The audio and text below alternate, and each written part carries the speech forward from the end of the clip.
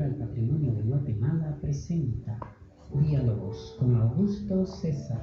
A través de los diálogos de hoy tendremos un acercamiento a la historia del misticismo Rosacruz, invitado ingeniero Eric Fritz.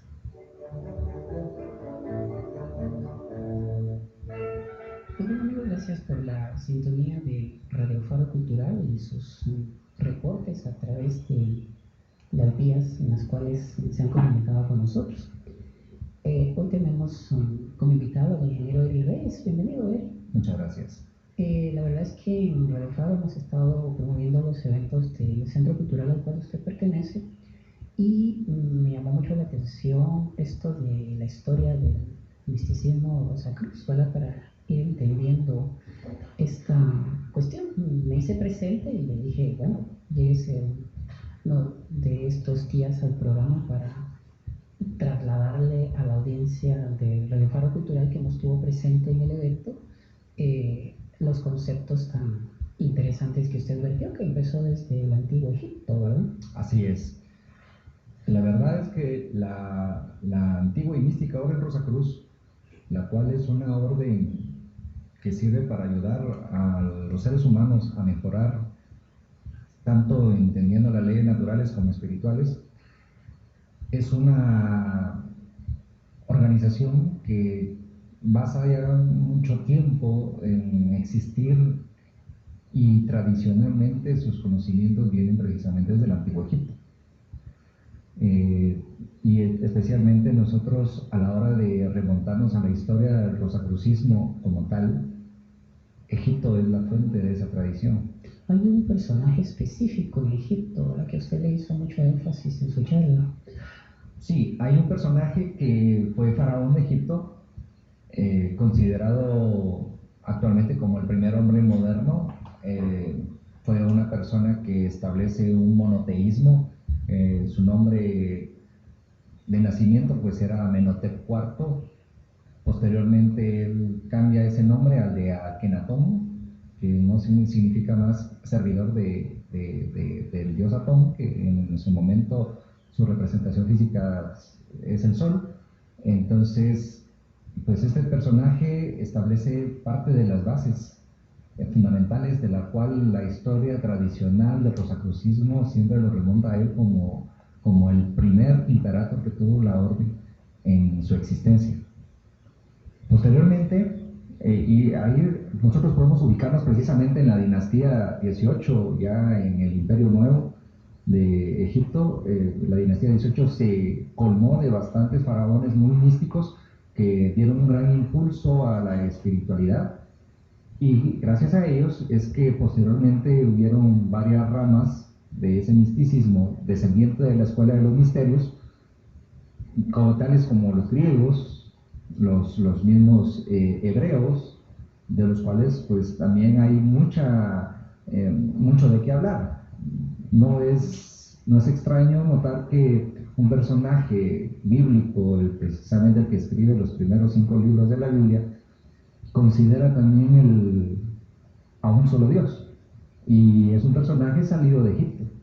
Es que cuando hablamos del mundo antiguo, en Guatemala pasa también, solo se nos viene a la mente la ruina, ¿no?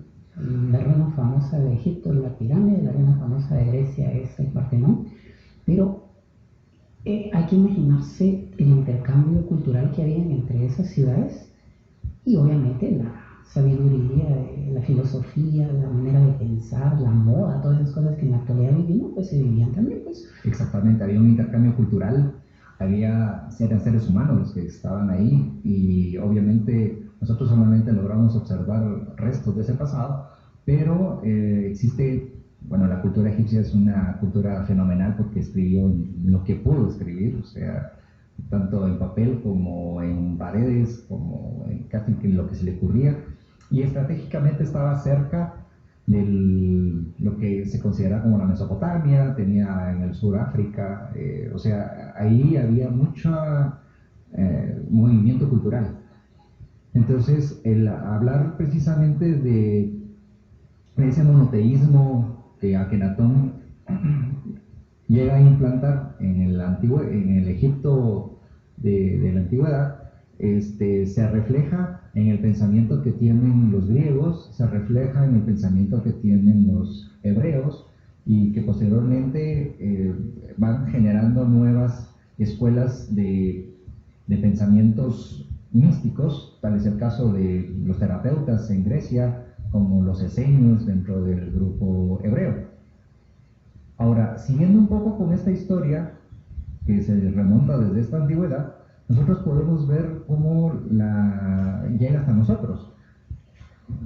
Yéndonos por la rama griega, nosotros podríamos tomar que los 7 sabios de Grecia, todos fueron a estudiar a Egipto. Como era la Sorbona en la actualidad, sería. Sería más o menos. Recordémonos que en Egipto existían 2 áreas que eran muy famosas. La primera era Heliópolis, una especie de ciudad cultural y ritualística.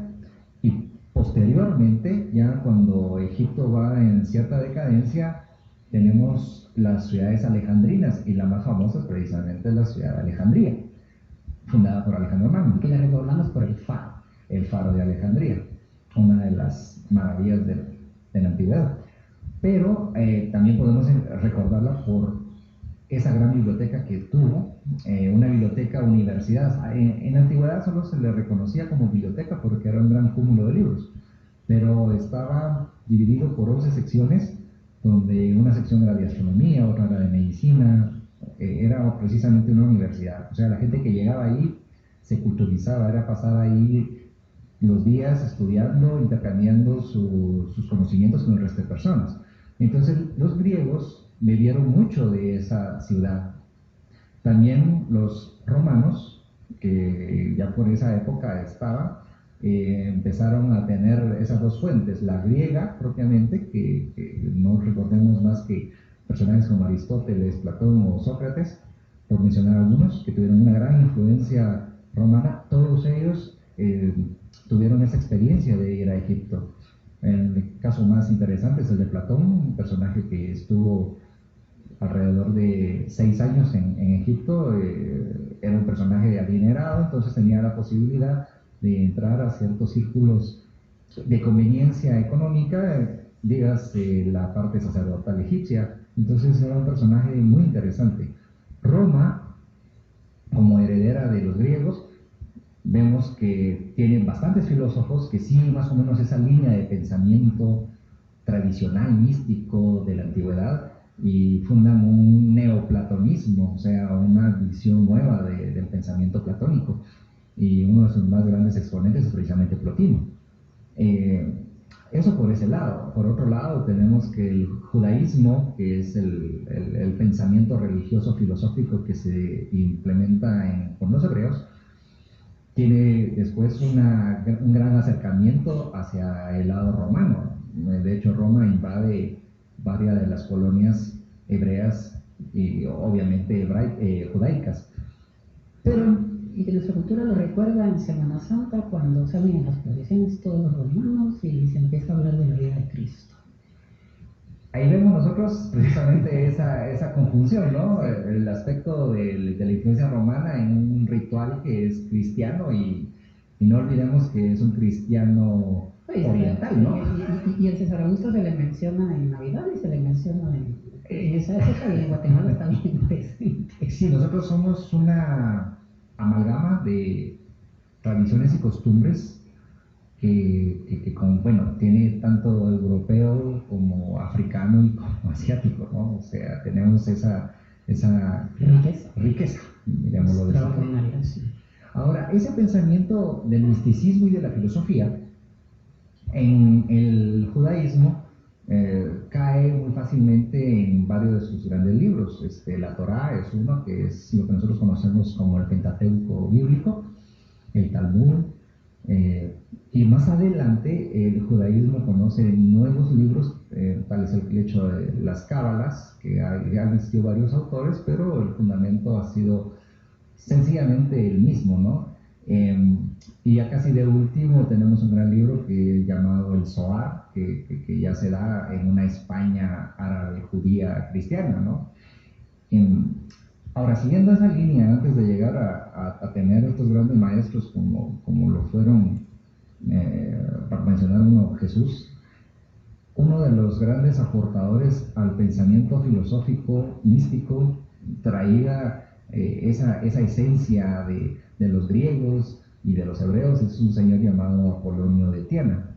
Este señor es un personaje que escribe bastante, es instructor precisamente de Saulo de Tarso, que después se conoce como San Pablo, y no olvidemos que prácticamente la filosofía de este personaje es el que se implementa en el Nuevo Testamento. Entonces, Roma, los hebreos, los griegos, se funden en un nuevo pensamiento donde obviamente lo que más se lanza es la parte de la religiosidad, que es precisamente el cristianismo, el nuevo movimiento que se establece. Sin embargo, el cristianismo tal y como lo conocemos actualmente está muy lejos de aquel cristianismo antiguo, primitivo, como se le llama. Primitivo, con cierto tipo de prácticas que actualmente no se llevan a cabo. Ahora, el pensamiento que todo esto que acabamos de hablar tiene que ver precisamente con el rosacrucismo, es el hecho de que todas estas culturas le dieron importancia a esa dualidad cuerpo y alma, y esa fusión y a un solo Dios también, y dentro de un monoteísmo. Entonces eso es lo que caracteriza precisamente a esta línea, un linaje dentro de la historia del misticismo Rosacruz. Haciendo como una especie de paréntesis, pues el rosacrucismo en sí mismo es la representación de una cruz con una rosa en la unión de las dos líneas que forman la cruz, y la representación no es más que la unión entre el cuerpo, que es representada por esa cruz, no como símbolo de mortificación, sino que como símbolo místico que tiene precisamente la cruz, que ya existía desde mucho antes del cristianismo, y la rosa como el alma floreciente dentro de ese cuerpo.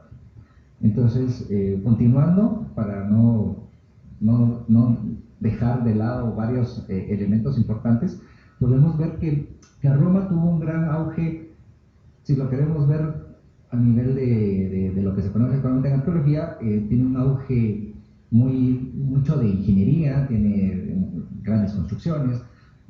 Podemos decir perfectamente que todos los caminos conocen a Roma, porque fueron los que más construyeron. Y en la ciudad de Guatemala hay un acueducto al estilo romano. Inspiración romana, exactamente. Y si nos queremos ir, y si queremos ver algo más interesante, cuando vamos al antiguo Guatemala, el empedrado que se establece allá en antiguo Guatemala, que obviamente es traído por los españoles, pero España era precisamente una colonia romana. Ellos son los que aprendieron a hacer ese tipo de empedrado gracias a los que enseñaban los romanos, cómo lo enseñaban los romanos.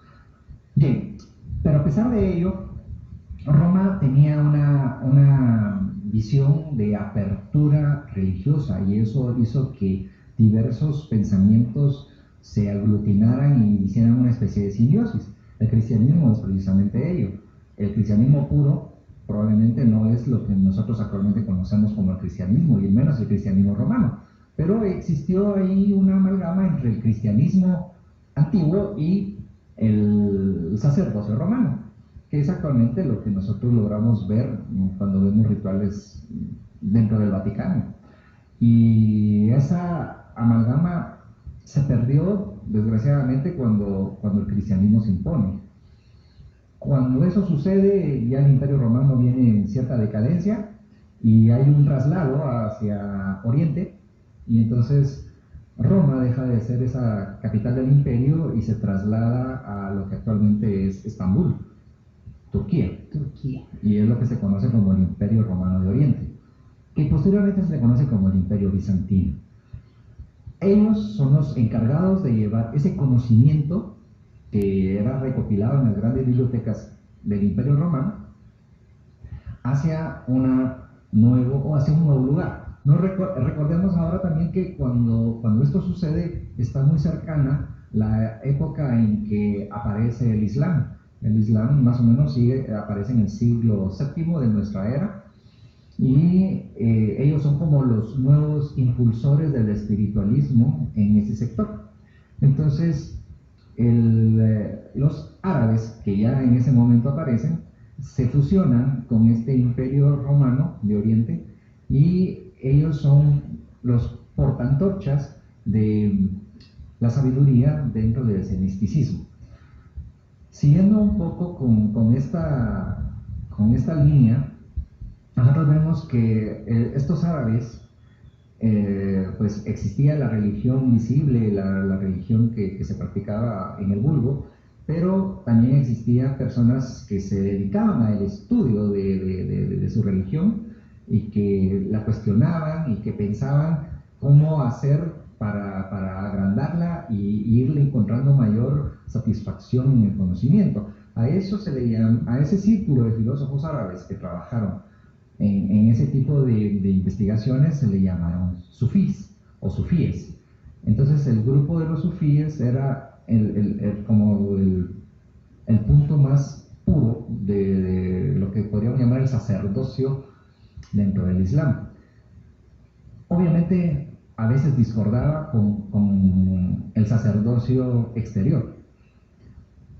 Todo este conocimiento que de por sí tenía mucho que ver con el neoplatonismo, mucho tenía que ver con todos los pensamientos griegos y obviamente también con el pensamiento hebreo y egipcio,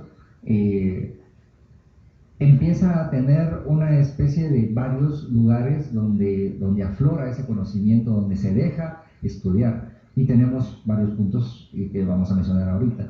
En primer lugar, en la ciudad de Córdoba en España, la ciudad de Toledo en España, que fueron dos faros importantes, la ciudad de Fez en Marruecos, en la ciudad de Saba en Arabia, y ellos fueron los portaantorchas entonces de ese conocimiento, mientras en esa época Europa estaba sumida en una especie de alejamiento espiritual, puesto que el gran imperio romano había partido. Y bueno, obviamente los poderes nunca dejan espacio y cuando Roma se va, obviamente empieza a aparecer un nuevo poder que era precisamente los bárbaros. Así le decían los romanos. Pero los bárbaros no eran más que la forma de llamar a las personas extranjeras en aquella época. Y donde hablaban brú, o sea, no les entendían. Exacto. El idioma.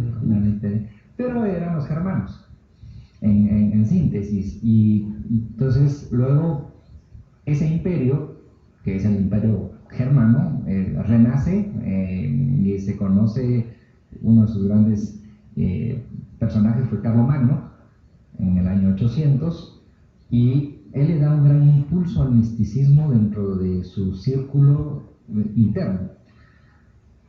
Ahora, en España, mientras fue la conquista de los árabes hacia España, hubo una especie de tolerancia religiosa, y eso dio grandes aportes, porque existían judíos, existían árabes y existían cristianos, sin entrar en conflicto.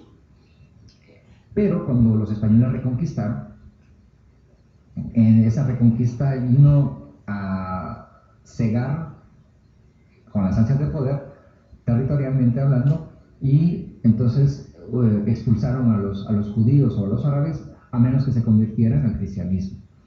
Y entonces no les quedó más remedio que irse de la península ibérica para asentarse en un lugar que en ese momento estaba siendo como otra vez un faro de conocimiento, porque existía el dinero y había inversión para poder hacerlo, que era Florencia, bajo la tutela de la familia Medici.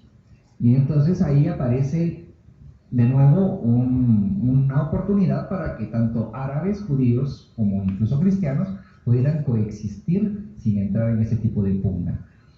Estamos a las puertas de lo que se conoce como el Renacimiento. Y el Renacimiento no tiene mayores obstáculos para poder promulgar las ideas.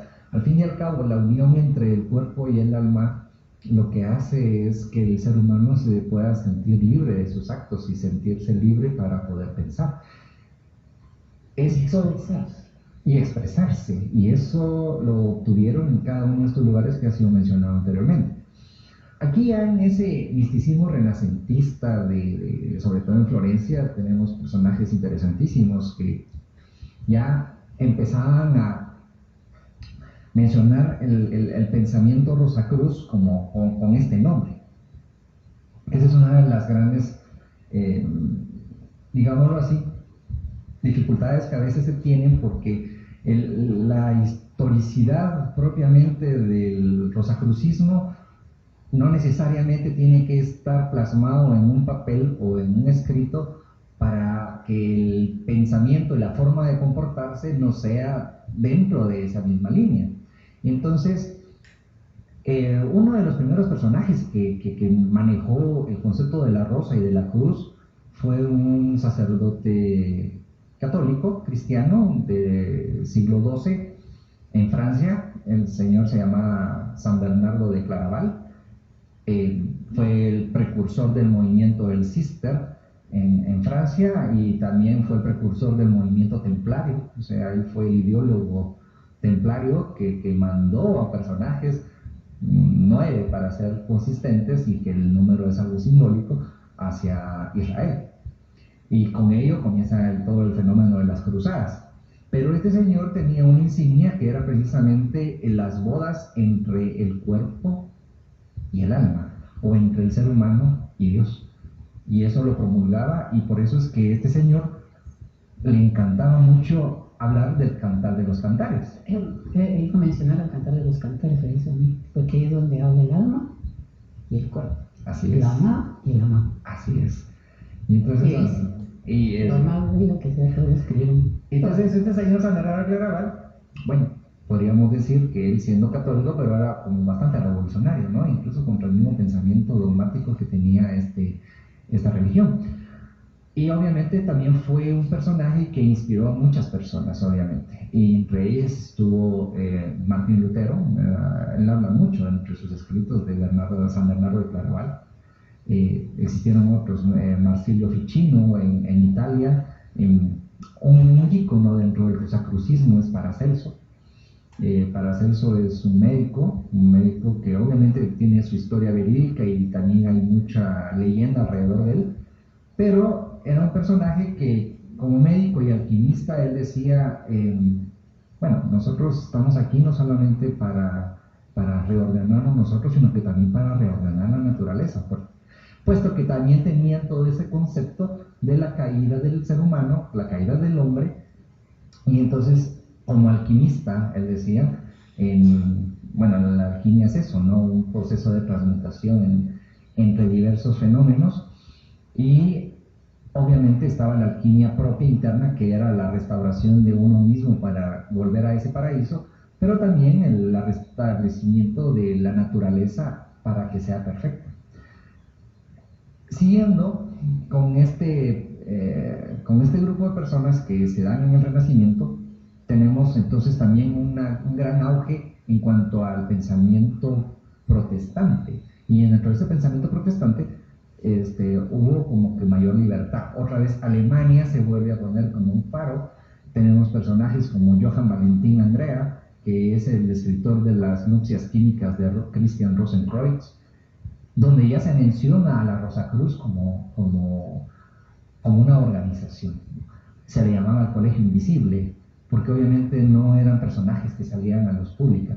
Precisamente con los manifiestos Rosacruces que se dan entre 1613 a 1616, que son 3, se da a conocer oficialmente y por primera vez un grupo que se denomine como Rosacruz. Y obviamente viene en una época como alertando a la humanidad, porque posteriormente a estas épocas de 1618 se empieza a dar una guerra terrible allá en Europa, se llama la Guerra de los 30 años, que destruyó a casi toda Europa, y era un problema entre protestantes y católicos. Ya en Guatemala hay presencia española. Ya en Guatemala hay presencia española, y precisamente en esa época es cuando se da una baja en cuanto al consumo de los productos que nosotros exportábamos hacia España. Y obviamente hubo una gran repercusión en esa época y en ese momento, a tal grado que si antes salían 12 barcos de acá, pues en ese momento salían 2 o 3 barcos por año. O sea, teníamos hasta eso, ¿no? Tuvimos unas repercusiones interesantes. Los manifiestos rosacruces lo que trataban era de alertar al ser humano, a todas las personas que podían leer en esa época, de que se podría dar ese tipo de conflicto y que lo que convenía era esa tolerancia, tener esa tolerancia, esa apertura, no entrar a ese fanatismo. Por eso es que la Orden Rosacruz tiene entre sus insignias precisamente la tolerancia a cualquier denominación religiosa, filosófica. Y mientras exista quizás el único, digamos, la única condición que se establece dentro del rosacrucismo es precisamente la creencia en un ser superior, pero que cada quien lo puede llevar desde la forma como mejor le parece y como mejor lo entiende. Ya, para ir más o menos terminando, en la época del Renacimiento se da precisamente un gran aporte al rosacrucismo. Aparecen ya manifestados libros que apoyan al movimiento del rosacrucismo. Robert Fludd, Enrique Cornelio Agripa, Francis Bacon, que es un personaje que en Inglaterra le da un gran impulso a ese movimiento. Y gracias a él nosotros tenemos un libro que se llama La Nueva Atlántida, inspirador de aquellos personajes que quisieron venir a América a fundar una forma de cultura, ciudad humana que fuese más avanzada. Colón venía a eso, y cuando llega a Santo Domingo, piensa que iba a fundar la Nueva Atlántida. Es un dato que casi no se discute entre los historiadores actuales. Y en aquella época, ya que usted lo menciona, en aquella época el hecho de Colón se hablaba mucho de ese concepto del Atlántico incluso, pero obviamente actualmente los historiadores van a discutirlo y pues, ahí sí que bajo la premisa del positivismo, hasta que no se encuentren pruebas no se puede demostrar, pero Francis Bacon inspira a grandes personajes y entonces gracias a ellos tenemos a los primeros rosacruces aquí en América. Otro de los grandes personajes que son rosacruces, uno es llamado Juan Amos Komensky, ese autodenominada como Comenius. Él era un personaje que bajo la insignia del Renacimiento, él quiere enseñar todo lo que existía a toda la humanidad, debido a que esa era la premisa que él decía que iba a sacarnos a todos de esa ignorancia. Establece lo que se conoce como la pansofía, pan del griego pans, todo, sí. Y entonces toda la sabiduría, enseñar todo a todos. Y es interesante que este Rosacruz recibe una condecoración por la UNESCO en 1956 porque precisamente tiene esa influencia de una gran pedagogía. Ya terminando, tenemos que el rosacrucismo en el siglo XIX y XX tiene otra vez un nuevo auge con un personaje llamado Harvey Spencer Lewis. Él es el último del gran linaje del rosacrucismo que se establece hasta configurarlo en una gran organización, puesto que antes existían diversos movimientos que se autodenominaban rosacruces. Y entonces Harvey Spencer Lewis es el personaje que hereda todo el pensamiento francés de Joséphine Péladan, que era uno de los grandes maestros de aquella época, y que él, al mismo tiempo que Papus, que era otro gran místico, le transmiten todo el conocimiento a Harvey Spencer Lewis, el cual se lo trae a América, él lo organiza aquí en América, y para 1909 él recibe la iniciación allá en Francia, y para 1915 él abre lo que actualmente llamamos nosotros la antigua y mística Orden Rosacruz. Bueno, don Luis me indica que ya el tiempo se terminó y usted me ha mencionado cantidad de personajes de los cuales cada uno sale en un programa. Así que voy a estarlos molestando para que vengan y platiquemos de ellos, pues, claro porque es interesantísimo y sobre todo ir haciendo relaciones, aunque sean cómicas como las que yo hacía, que Guatemala y Guatemala allá, pero nosotros estamos inmersos en este mundo y somos producto de esta historia. Así que, amigos, con ustedes nos sintonizamos la próxima semana.